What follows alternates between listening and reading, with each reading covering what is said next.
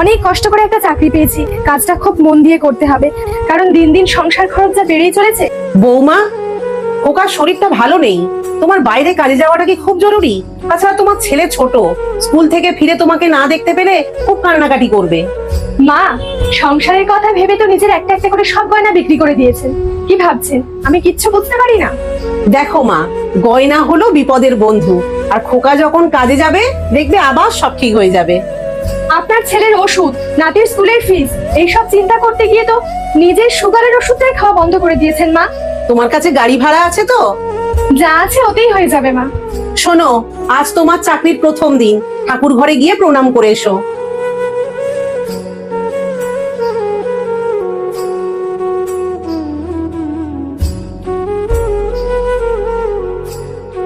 টিফিনটা খেয়ে নিও। এই হলো আমাদের মা।